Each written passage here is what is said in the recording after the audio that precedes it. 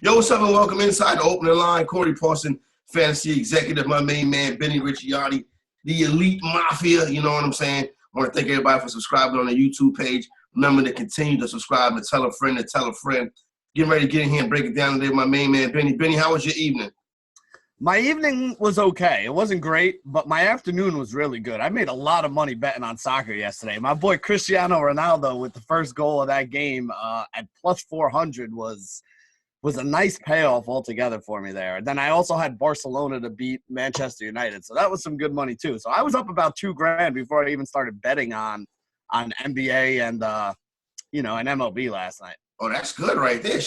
You should have fucking text me some of those picks. You know what I'm saying? Because I don't watch soccer at all, so I have no knowledge of how it goes down. My thing is, if I was ever betting, I would just bet the draw. So here's basically what I said. I had somebody on Twitter, one of our guys was coming at me like, "Oh, you're crazy for betting first goal." So I bet first goal. It's like betting first touchdown in football, right? Yeah. So I took Lionel Messi and I took Cristiano Ronaldo. Messi was over 300 for first goal. Ronaldo was over 400 for first goal. So I figure, you get the two best players in the world here. One of these clowns is going to score the first goal for their team, and you put a couple $100 on each one. One of the two hits, you're going to make a profit if it's plus 300 and plus 400. So Messi did not have the first goal, which kind of sucked, but then Ronaldo did get the first goal, and, it put me up four figures on the day, which was always kind of nice. And then I hit a couple of early baseball games. I know a couple of our guys were big on the Rays yesterday, so I put a Rays bet in that hit in the afternoon. Hit on the Padres in the afternoon, and then at night I didn't do so well. At night I lost a couple of the baseball games. I had some good basketball games going yesterday, a couple good parlays as well. That was probably the way to do it. So that was the way I went. Hold on a sec. I got my son over here is asking me for something real quick. All right, yeah. Well, while Benny tends to his son, I'll let you know how my night went. I was a complete shit show last night. I should have stayed away from the NBA. That's been the whole theme of this week because we've been saying, man, the NBA is tough this week. The NBA is tough this week. But I still went on and went into the NBA. Now I had some baseball lineups done, right? Well, some baseball picks done. I didn't play those. Those two would have hit. My basketball didn't hit, but I put some stuff in for the Masters today too. Now with the Masters, especially with this round one stuff, placing small bets, taking big shots on big underdogs. You know what I mean? So if one does hit, it'll be a nice come up to lead into the start of the NBA playoffs. So I did some 3-ball over on FanDuel, and I also did some first round outright winners. So we'll see how those shake up. I was telling Benny yesterday, just now before we started. Tomorrow I want to get on Night Ghost to talk a little NHL playoffs. I know a lot of cats was betting that last night. So that was pretty cool, Benny. But yeah, didn't do much last night. I was on the wrong side of everything. I thought the Knicks would hang close. The Knicks lost by 40. They got robbed. Yeah, and then I had something else, and I was just like, well, this one is going to be off too. But last night, interesting night in the NBA. It all came down. But before we get to that, Benny, did you throw anything in betting or DFS wise for the Masters? Yeah, I threw in. I didn't really make too many bets. I did the same thing you did. There were a couple little hey, bet 25, and if this guy's leading after the first round, you get $5 for every birdie or something like that. Some of the sites had some stuff. I don't make big bets on sports I don't understand. I agree. So with golf, I mean, I looked at what our guys were saying over on the golf package over on the site, and I just kind of picked out some names and some guys that they liked, and I threw a couple $25 bets in there, and a $50 bet on something. Outright winners for the tournament or for round one. There was some FanDuel or DraftKings was doing something with first round where if you get the guy that was leading after the first round, you get paid out, but you also get paid for every birdie he has, even if you guessed wrong. So, I mean, if I'm going to take some shots, I'm going to take shots on stuff like that, because if any of these guys have a couple birdies, even if you wind up losing the bet, you still get a little bit of money back, so you don't lose a lot. I did make some DFS lineups, though. They got $1 million tournament going on for the Masters. They do it every year on DraftKings. They do a Millionaire Maker, so I'm in that one. There's a $33 qualifier to the Golf World Championship. I'm in that one. I basically made one lineup, and I threw it in 4 or 5 things today, just in case. Hopefully I have a sweat going into the weekend, because golf sweat is fun, man. It's an all day thing. You're watching it. It's, if you get, and it's basically 2 sweats, because the first sweat is the cut line on Friday to going into Saturday. So if you can get five, 6 golfers through, preferably 6 out of 6. When you get 6 out of 6, you're pretty much guaranteeing yourself a cash. 5 out of 6, you still got a chance to make some money, but you're not going to be in contention for the big money. But if you can get through with 6 out of 6 going into the weekend, the golf sweat is usually pretty fun on Saturday and Sunday. Yeah, I've always heard that. So it's going to be interesting to see how this weekend plays out with the Masters, the tradition like none other. Now we got the NBA playoffs getting ready to start too, so it's been a good week. You know what I mean? You got that soccer, you got that NHL, like I said, which we'll hop into a little bit tomorrow. But I think when it comes to basketball, Benny, where you kind of want to start at now that everything is set and locked up and ready to go is, the talk just about all season has been who is going to be that second team in the Western Conference, who is going to be that group, those teams that get to avoid the Golden State Warriors until the conference finals. And I think a lot of people felt that the team that more than likely is the second team in the Western Conference this season was the Houston Rockets. But in a surprise turn of events, Benny, Houston drops all the way to 4. So that means the series that we all want to see, Houston and Golden State, would actually be starting about 10 days from now. Are the fans getting robbed of that in the conference finals? No, not at all. I mean, hey, listen, you got to play each other to get there anyway. So whether you beat them in the second round or you beat them in the third round doesn't make a difference. Last night, though, to make this happen, Corey, we talked about it yesterday, right? Like Portland needed to win that game yesterday. And that's why I would have bet money that they were going to let Lillard play and they were going to have CJ play. Like, I thought that they would be a lot more interested in winning that game and getting the 3 seed and being able to avoid not only Golden State, but like you said, knocking Houston down means you avoid Houston and Golden State if you're on the other side of that bracket. They were down 24 points. Was it 28 at one point? Yeah. I remember it was 24 when I basically stopped and was like, oh, well, it looks like we're going to get, Rockets, Denver, and, Golden State's going to walk to the finals there. So this is what becomes weird now, right, is you had the Utah Jazz as a 5 seed. You have the Oklahoma City Thunder as a 6 seed. So now the Jazz and the Rockets are going to play in the first round. I like the Jazz to beat Portland. I thought they could be a sneaky team to get through at least one round. I don't like the Jazz to beat the Houston Rockets. But now you have OKC going up against Portland. Portland being the 3 seed, OKC being the 6 seed. If you look at the futures bets, who to win the championship or even just to win the Western Conference, OKC is plus 1,100 to win the Western Conference as a 6 seed. Portland is like plus 4,000 as the 3 seed to win the Western Conference. So a lot of the bettors out there are actually thinking OKC is going to wind up winning the series. And I think in game 1, they're actually an underdog, which makes them a pretty good bet. What's funny about that? Oklahoma City is a 3-point dog in game 1 of that series. And, like you said, when it all balled out and shake down and we saw the matchup spinning. But right quick, let me ask you a question because me and the homies was discussing this last night. Portland wanted to lose that basketball game last night. They didn't want Oklahoma City. They wanted the Utah Jazz. Now, they played basically their G League team. When their G League team starts making that comeback, as a head coach, do you pump the brakes? Do you say, you know what? They making this comeback. Let me not take this moment away from them. Let me see if they can go out here and win this game. Well, I mean, how do you pump the brakes if you already got your bench in there? Like, do you go just grab people out of the stands and to be like, here's a jersey, like get on the floor and go play for us? I mean, like I said, they were down almost 30 points at one point. I fell asleep. When I fell asleep, I was waking up thinking that, they were going to be the 4 seed, Houston was going to be the 3 seed, and we were going to get Denver and Houston. I didn't even realize until I woke up this morning and started looking through and saying, all right, let me take a look at the futures bets and all that now that everything is set. And I was like, wait a second, they're playing in the first round? I'm like, how did this happen? Listen, the Western Conference, there are no easy games, right? I mean – there's no easy out. Yeah, maybe you could say, like, even Denver and the Clippers, like – I never want to bet against Pop. So, like, I mean, I think Denver wins that series, but I'm not willing to put money on it. The only series that I don't think is going to be close is going to be the Warriors and the Clippers. I mean, the Clippers are a nice team. They got a bunch of, like, decent pieces, but they don't have any stars. And that's going to hurt when you get into – They're a team. They're a good team of players, but that's the kind of team where you need to bring in a star or two, to go with all the other nice pieces that you have. Like, they have some young guys that are good, guys like Patrick Beverly, really solid other player.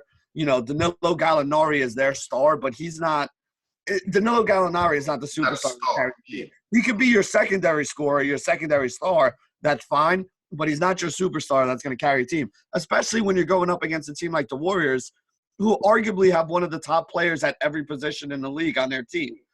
There's just too much firepower with the Warriors going up there. So that's the only series I think is going to be a blowout. It's funny. These two teams are rivals from a couple years ago. If you remember the Donald Sterling series and all of that, Chris Paul and Steph Curry and stuff like that. And obviously different cast of characters now, and Doc Rivers still there on the Clippers side. But what I find interesting, and I agree, that this series is probably more than likely going to be a sweep. And Doc Rivers has done a great job with this team getting them to this point, but it should be an easy exit. If I'm a Warrior backer or supporter, I worry about Patrick Beverley making the game ugly with Steph Curry.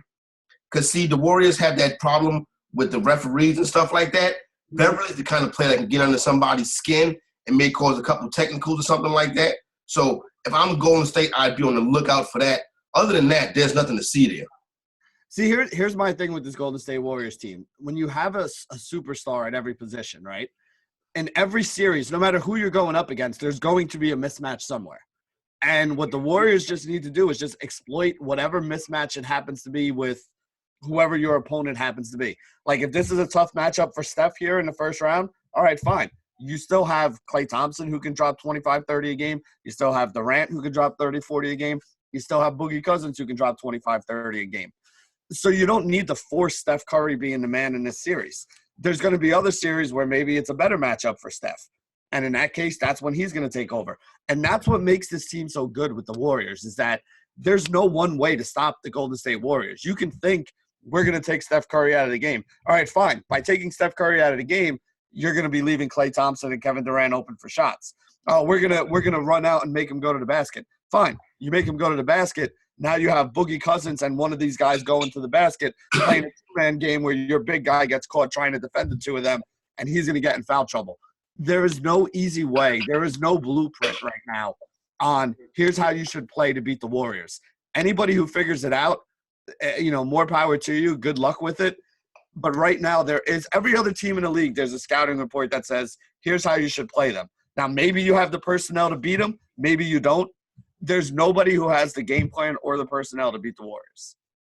Agree with you 100% on that one. The Rockets probably the best shot to do it. And like I said, that series possibly gets started in 10 days from now. Let's hop to the main event. The spot that's normally located, that's normally held by LeBron James. That Sunday dinner time, early Sunday start, where you get everybody watching the TV. That series actually goes to the Oklahoma City Thunder and the Portland Trailblazers, which I think people are looking at as the top series going into the first round. Hard to handicap this one. I'm not really still 100% sold on Russell Westbrook in the playoffs. They've had some disastrous playoff runs, lost to Utah last year, and so on and so forth, going back a couple years now. I think Portland is undervalued in this series by the public. It's going to be interesting to see how it plays out. Benny, are you on OKC? Because I'm on Portland. I think Portland pulls out a long series. Well, here's the deal. When I first woke up this morning and started looking to see what they had the odds on and everything like that for everybody, I said to myself, well, OKC is the team that is the obvious one if you're looking to try to get some value, right? But then when I went and I looked at the numbers that you're getting on OKC to win like the conference or to win the championship or anything like that in order to make a futures bet, I realized that they're actually being treated like they're the 3 seed and Portland is the 6 seed here. Exactly. They're basically the favorite. So for me, like as a futures bet kind of deal, they were my original thought, but I thought I'd be like, I'm probably going to get plus 2,000 or better on them. When I saw 1,100, I'm like, man, to me, that number is just too low for me to take it. I would have rather taken a 4,000 on Portland if I was going to do it, but I don't really want to without Portland having, their whole team there. Squad, yeah. I mean, maybe they get through this OKC series. I could see that happening, but I don't see them making a deep run to the conference, basically to win the conference or to even make it to the conference finals where I'd be able to hedge with only Damian Lillard as their one star. Yeah, no doubt. That one, game one opens up, Benny, let me find it right here. Game one opens up with Portland as a 3-point favorite 146 on the money line is the way I look like I would go. That first game being in Portland, coming up on Sunday afternoon. I agree with what you're saying when you look at the futures market. I think, you know, when you go through and you do your bracket, I think OKC and Portland are the two value teams. I'm looking at Portland at plus 4,800, but that's a tough goal to have to go OKC and then, you know what I mean, then meet up with that without your full squad. So I agree with you on that one as far as the futures market go right there. So I'm down with you 100% on that one. On the East, in the Eastern Conference, the Nets and the 76ers is actually going to be very interesting. What's the deal? What's the status on Jimmy Butler and Joel Embiid as we get ready for Game 1 on Saturday? I have no doubt in my mind that Jimmy Butler's going to play. He's a gamer. He's not hurt. He's not hurt enough for him not to play in a playoff series. Joel Embiid, though, according to what I was reading, Elton Brand saying, there's a chance Joel Embiid could miss a couple games in this series. Now, here's the thing that's interesting about the series. They split the regular season. It was 2-2 in the regular season when they played each other. And one of those losses by the Nets was a 2-point loss. So it's not like Philly has been having the Nets number or beating the Nets throughout the season. I mean, they're two pretty evenly matched teams. And most of those games, Joel Embiid was in there and playing. So this is honestly, Corey, the Nets at plus 6,600 to make it to win the conference championship is something that I'm considering. I think this is probably the best chance for an upset in the first round. I think the Nets have a better chance of upsetting the 76ers than the Pacers do of beating the Celtics. I can agree with you on that. I don't like the way the Celtics are coming in, but I don't like the way the Pacers are coming in either. I think the home court advantage plays a critical role in that series. Here's the thing with the Nets. It's almost like I've lost so much with the Nets. I'm biased against the Nets. I think the 76ers win this series. I think it can be a longer series, a 6 or 7 game series. Agreed. I think they come out early, though, that first game this weekend, and I think the 76ers bury them in Game 1, even if Embiid does not play.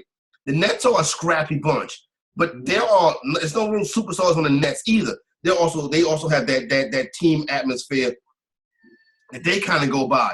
But I do think this is going to be one of the more entertaining, intriguing, longer round one series.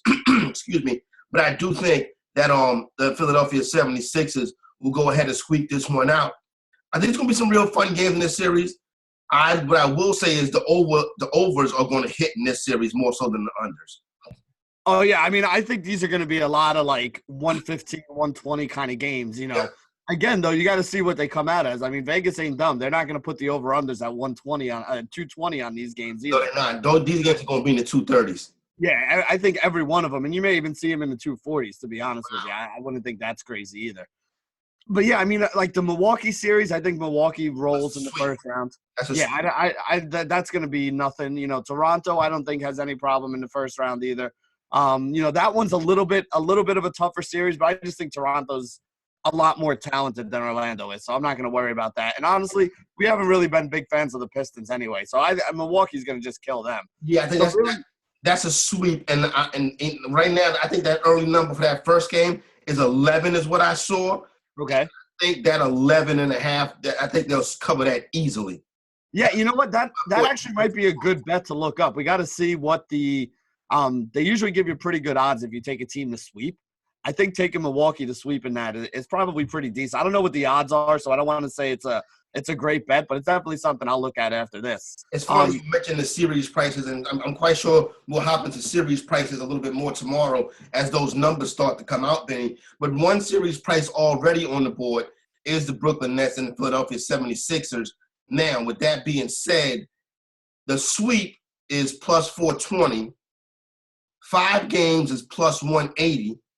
6 games is plus 250. A 7-game series is also plus 250. 6 games at plus 250 is interesting to me. And this is just picking how long the series goes. You don't even have to pick the winner on this one right here that I'm looking at.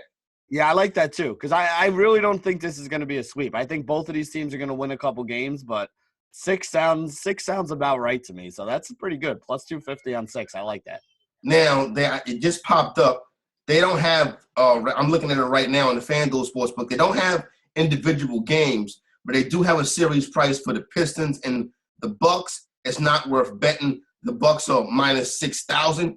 If you think the Pistons are going to beat the Bucks, that's plus 1,700. You can also throw that money down the incinerator or give it to me. Yeah, there's really no reason there's no reason in hell to bet on Detroit. But at minus 6,000, I can't bet on Milwaukee either. No, that's nothing. Yeah, it's not worth the risk. No. But Benny, if you put up $6,000 to win 6,100, I'm gonna talk about you. I'll be honest with you. I'm like, yo, Benny Wildin', yo. I'll put it this way. Honestly, if you do that, and people say it's like, oh, it's a free $100. It's like, yeah, it is until it isn't. Like UCF almost beat Duke, and we've seen this crazy stuff happening. So if you're doing that, they call it bridge jumping, right? Like where you're just trying to win a little bit of money on something. Yeah. The problem with bridge jumpers is that basically the bridge breaks and you fall to your death. So don't be doing that dumb stuff. Just stay away from it. This one, Brooklyn and Philadelphia opened up last night. Game 1 opened up at 7.5, and it quickly dropped to 7, and then it quickly dropped to 6.5. So the Sharps jumped on the Nets fast and early. Now that the people are waking up and the public is getting involved, that number pushed back up to 7.5.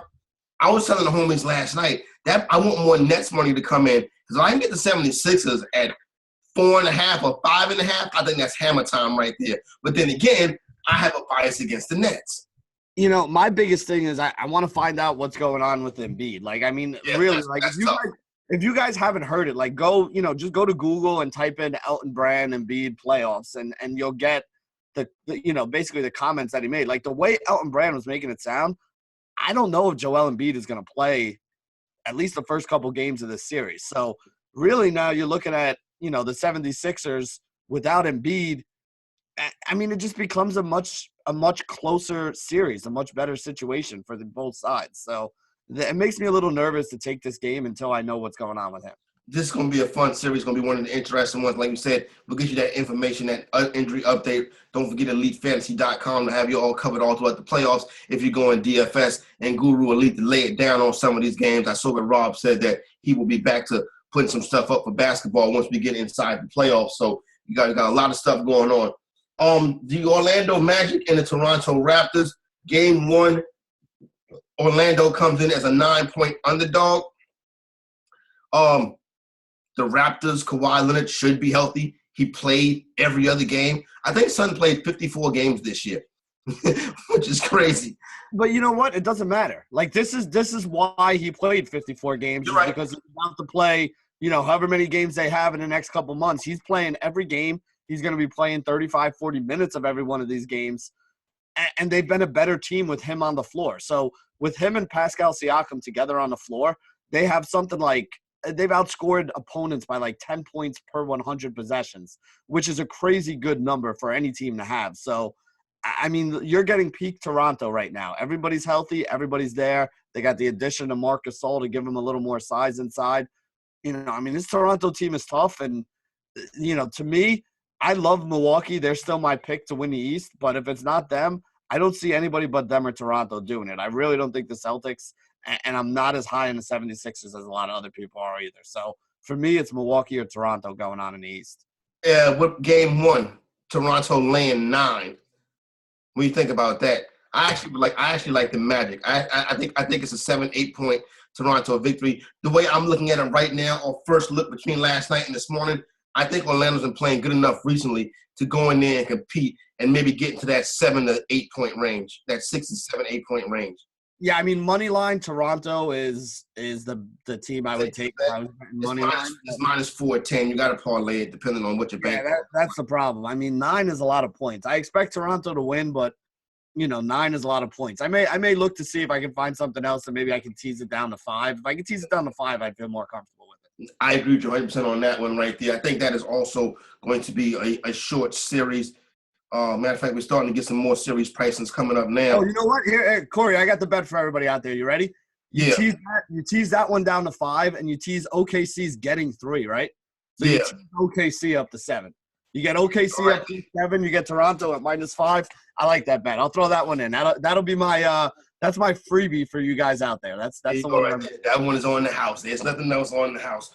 So since we're discussing that series and the series prices are starting to come out now, we don't have a per game series price, but we do have Toronto minus 1,200, Orlando plus 650, So that's just the number right there on who is going to win the series. No game attached to that one as of yet.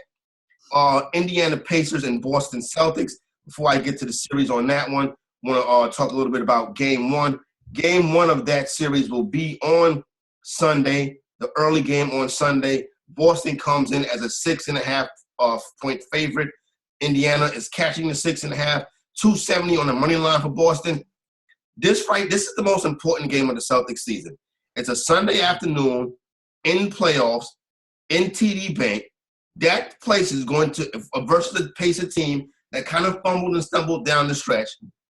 If they don't come out and get a double-digit victory, I think that Boston Celtic fan base is going to be upset. I don't know if Boston has a double-digit victory in them right now, but looking at the way they played, but everybody says Boston is going to get it going when the playoffs start. Well, bringing the playoffs are here. Is Boston going to get it going?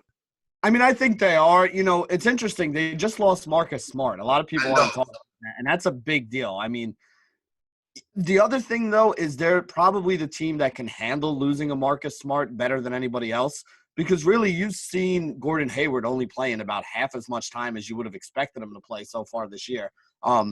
You know, he's going to probably have to play more minutes than he's played most of the season in the playoffs, and I think they're fine with that. I mean, just like Kawhi Leonard, like we said, you're just trying to get these guys through the regular season and get them ready so that they can play every day in the playoffs and be there. So I think Gordon Hayward is going to be a big key to this.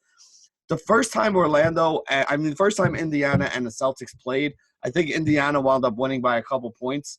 And then for the rest of the year, I think the other 3 times they played, the Celtics won, including beating them by like 20-something points last week. So I'm on the Celtics in this series. I'm going to be on the Celtics in this game as well in Game 1. You know, 6.5 points. It's not bad. It's not a ton of points. It's basically less than 3 possessions. I don't know if I'm going to do that, but I definitely like the Celtics to win this game. I definitely like the Celtics in this series. As you can tell, these numbers are getting hit already because some of them have already dropped off the board just that quick. They come back up right now. So series total games for Boston and Indiana. A sweep is 420. A 5-game series is 180. A 6-game series is 250. A 7-game series also 250. The book and the public like a 5-game series at plus 180. And I kind of think this probably is a 5-game series.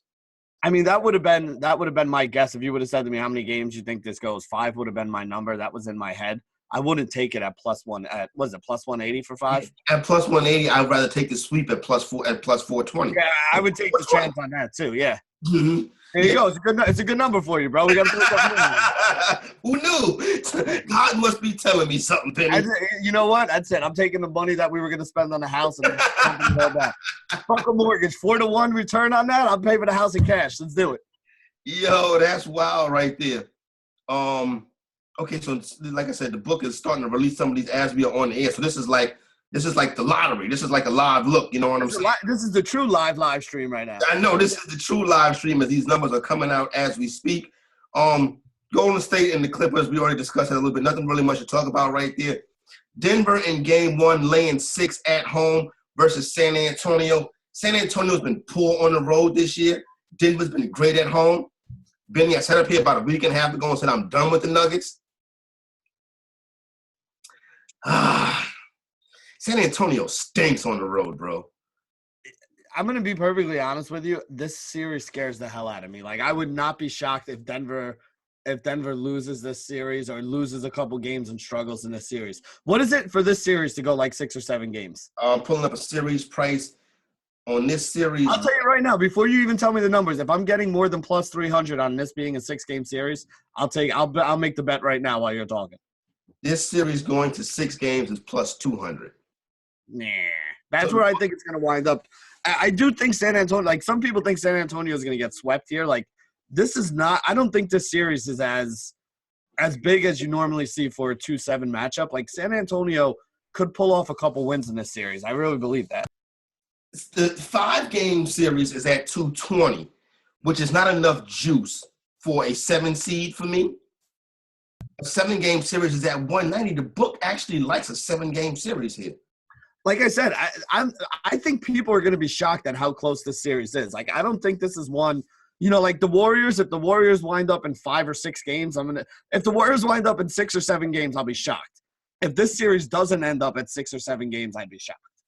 240 is the juice on the money line for the Denver Nuggets, plus 200 for the Spurs. So you're getting it only at 2-1 for the Spurs to go in there and win the game. So the book is telling you this should be a tougher series. When I look at game one, that 240 money line, I'm gonna have to parlay that with something, Benny. Or like you said, I'll hit up a teaser because that 6 is a look. If I had to bet the spread, I would bet the 6.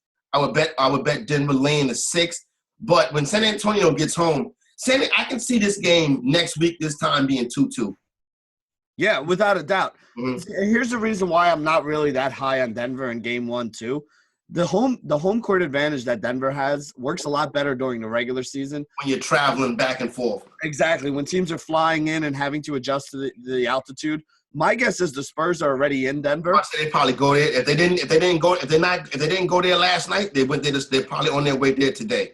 Yeah, so that's going to give them – and also San Antonio, it's not like you're going East Coast to Denver or doing that West Coast trip where you play in California. Then you come to Denver where, it was one of the best betting angles of the last 10 years, really. Like the team that goes to California and plays and then has the back-to-back that, you fly to Denver on the next night. You got to get used to the altitude and all that stuff. You don't have that when you have a couple days before the series starts. So I don't really think that San Antonio is at as big a disadvantage here in game 1 as teams usually are when they go into Denver. Now, for a game like 5 or 6, when they come back to Denver after going to San Antonio and they're playing, without the rest, that could be a different story. But I don't think the home court advantage here for Denver is as big as it normally is during the regular season because you don't have to travel the way you do during the regular season. No doubt about that. All right, let's hop into this right now. This just dropped. This is hot off the presses right here. We do have a series price for the Oklahoma City Thunder and the Portland Trail Blazers. Oklahoma City is the favorite. I said that. They would be, yep. Oklahoma City is minus 170. Portland is plus 110 to win the series. It's honestly, it's not enough. It's not enough money for me to go on Portland because they're the favorite. You want more juice on the favorite. Yeah, I mean, it's not enough money for me to go over onto Portland, and it's too much for me to really want to take OKC. Like if OKC was like minus 110, minus 120, I'd be like, all right, I think that's it. I'll take that bet.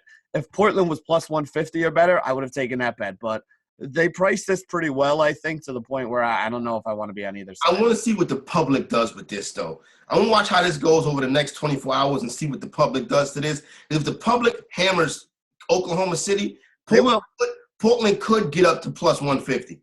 They will. Honestly, I think OKC, because everybody's looking at Portland and saying, no Nurkic, you got a banged up McCollum. And then on the other side, you're like, oh, well, you got Paul George and Russell Westbrook. Honestly, I don't think they made the wrong decision, the books, by making OKC the favorite here. Whether you think OKC is going to win this series or not, the money, which is really what pushes the line, the money's going to be on OKC. So I think the books did the right thing by making them the favorite here, at least from a business standpoint. Whether or not make them the favorite, and let the public decide how much of a favorite they're going to be in the series, and it's going to be interesting to see how this number fluctuates throughout the course of the day. For a sweep, is the best price you're getting is the sweep at plus 600. That's not going to happen in this series. No. 5 games is plus 260. Not enough juice on that. 6 games is plus 175, and a 7-game series is plus 185. I mean, if I was doing anything, I'd take 5 games. I would take the 7. I mean, for plus one, what is it? Plus 185. 185 is not horrible. Yeah, I mean, it's okay. Like, I don't know. I mean, I just don't think there's a lot of – put it this way. Like I said, when I woke up this morning, I was expecting to have a lot of bets on OKC and futures. And then when I saw all the numbers for everything, it didn't excite me. So, I think OKC wins this series. I'm hoping it's a good series. Money-wise, though, I mean, again, I like OKC the first game as a 3-point underdog more than I like any of these series numbers we're talking about. That's your biggest bet right now. Yeah, I mean, like right now, if I was going to go put money – again, I haven't made any of my bets yet. I was looking at the stuff this morning. And yeah, we just got it. But for me, I think OKC plus 3 in the first round is going to be one of my favorite bets. Moving right along, you know what I'm saying? Don't forget you can follow all our work at EliteFantasy.com. Benny will be doing some NBA playoff DFS stuff. Got the baseball package rocking and rolling right now. I see those guys are hot already. And if you want to lay it down on these games, GuruElite.com is where you go to find our picks over the weekend. Some of the guys out there chilling in the chat room and getting it done with the plays of the day, making everybody a little bit of money. If you're getting ready for the NFL draft, RussellClayFantasyGuru.com. I'm going to holler at Russ, get him on next week as we start to get ready and do our handicapping of the NFL draft and what's going to happen, because season-long fantasy football will be back before you know it, because it always comes and it always goes, Benny, but it always comes back. And when it comes back, the fantasy executive gets very busy. Pistons-Bucks game one. Bucks 11.5 is the easy one for me. Let's see what we got right here. Do we have a sweep? I want to see if we got a number on the sweep yet. Well, I'll tell you what, I don't even mind that 11. What is it, 11.5? I love it. I don't even mind the 11.5 on Milwaukee in that game. I would take that in game one. Milwaukee's a team that they don't beat people. They beat you down. Milwaukee, they break your spirit. Play. Yeah, they break your spirit, especially in a game one. In a game one, I can see them coming out and just setting the tone and being up 20 going into the fourth quarter. No, Benny, they don't. The Milwaukee Bucks do not play. The Milwaukee Bucks, I've noticed this, and you have too. When the Bucks get a lesser opponent, it's not like, they don't play down to the level of their competition. The Bucks blow your ass out. Yeah, they blow you out and they sit their starters so that they can get their rest. That's the way they do it. And like I said, 11.5, I don't mind that. I'll take 11.5 in this one. 4-game series is plus 170. A 5-game set is plus 135. 6 games is plus 420. 7 games is plus 600. The pricing is spot on. But I would take the sweep at plus money, though. You give me 170 on the sweep, I'd take that. Yeah, I honestly, I said it at the beginning. I think this series is going to be over nice and quick, and I have no problem with the sweep in this one because I just don't think Detroit is all that good. And the other thing is Detroit had to work their asses off just to get here. Yeah. So Blake is beat up. Drummond looks like he's 72 years old. Yeah, they haven't had a chance to rest any of these guys or even just give them a little bit of a breather. Like the last week or two, the Bucks have basically been, sitting one guy here, sitting a couple guys there. Giannis and Lopez sat out the other night. Like they're fresh, they're ready to go. I think Detroit's just gonna get rolled. Yeah, I agree, Benny. I think it's gonna get ugly early. The Clippers could last longer than the Detroit Pistons, but Detroit Pistons clearly the worst team in this playoffs right here. Last game of the weekend, the Utah Jazz and the Houston Rockets. Houston game one, Benny, is a 5.5-point favorite. They're minus 230 on the money line. So Utah is catching 5.5 going into Houston. I hate to be all favorites, Benny. I really do, but I do like Orlando and to cover. And a lot of people, I think the Nets are going to be. I think the Nets are going to be bet down off of that 7.5 where they at right now when the public get a hold of it for game one. But can Utah stay within 5 points of the Rockets? This is a classic series, Benny, of offense versus defense. Not so much this year, though. I mean, Utah's defense this year has not been, the Utah defense of the past. And I mean, listen, I'm not saying their defense isn't good, but what really changed this year is they're playing faster, right? So they used to be like the Memphis Grizzlies. They used to be a very efficient defensive team who also played at a very slow pace. So the scores of their games were always low. They got good rebounders with guys like Gobert and Derek Favors, and even guys like, Jay Crowder playing small forward or power forward, depending on where they have him in there. Those guys are all good rebounders. So they're a team that used to play really good defense, play slow, and rebounds. They have picked up the offense by picking up the tempo this year. But when you pick up your tempo, it also means more possessions for the other team. And the change in some of the defensive rules this year, a lot of the, the holding, the grabbing, the stuff that they used to get away with a little more, they haven't gotten away with. So I'm not saying Utah's a bad defensive team. You know what I mean? Like they're not, somebody who's giving up 120 points a game. They ain't the 85. They're not playing the 105, 92 games or, 187 games that they had been winning in the past couple of years. So I actually think Houston easily covers this 5 points. I think so. They cover it easily. I like that bet a lot. Gets out early on them. So let's see if we can go back and catch a series price for this one. If they dropped that already, I think this would be interesting right here. Series price. Utah is plus 210. Houston is minus 320. So there's really no juice on that. You like it? You like Houston at minus 320? Yeah, I like that a lot. I really don't think Utah has a chance to win this series. So at minus 320, that's not a bad number. Like I was thinking you were going to say something around like 500-600. Would you throw a rack on that? Would you throw $1,000 on Houston minus 320? I wouldn't throw a rack because minus 320 is not enough. Like I mean, at minus 320, what am I winning? $300? That's true like, too. Yeah. You know, so I wouldn't do that because I don't think the risk reward's there. But I would take them. I would take them and probably look for something that I could parlay it with to kind of bump up the juice. Yeah, I do think that is. I do think that there's value in that number at minus 320. 4-game series is plus 700. A sweep is plus 700 in this series. No, I don't think there's a sweep. I think Houston wins, but I respect Utah enough to think they'll get at least one game. A 5-game series is plus 240. That's not a bad number. That I might be looking into. A 6-game series is plus 190.